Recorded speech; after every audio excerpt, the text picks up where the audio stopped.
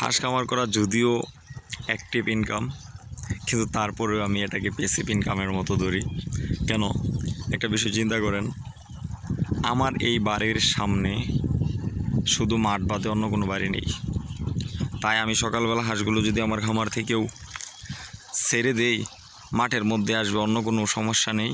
আর সারাদিন মাঠের মধ্যে থাকার পরে তারা নিজে নিজেই মাগরিবের সময় আবার আমার খামারে চলে যাবে। আর সারাদিনের মধ্যে যদি আমি একবারও নাও আসি, তো আল্লাহর রহমতে তেমন কোনো প্রবলেম নেই। হয়তোবা নতুন একটু স্থানে যদি আমি নিয়ে যাই, তখন একটা দিন সময় আমার দিতে হয়, একটু সেখানে বুঝতে হয় অন্য ধরনের কোনো সমস্যা আছে কি না, এখানে শিয়াল আছে কি না, এবং কি এখানে খাবার আছে কি না। তাই একটা দিন ওই চেনানোর জন্য আমার থাকতে হয়।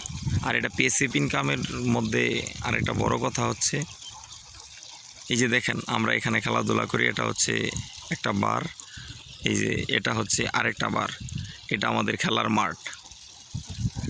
আমরা এখানে খেলাধুলা করি, আমার হাঁসগুলো সাইডে বিচরণ করে এদিকে থাকে, আমার দেখার মতো একটা পরিবেশ আছে। কিন্তু আমি খেলতেছি, আসরের পরে আমি খেলতেছি, কিন্তু আমার সবাই খেলতেছে কোনো কাজে না, কিন্তু আমি খেলতেছি, কিন্তু আমার একটা কাজও হচ্ছে, আমার খেলাও হচ্ছে।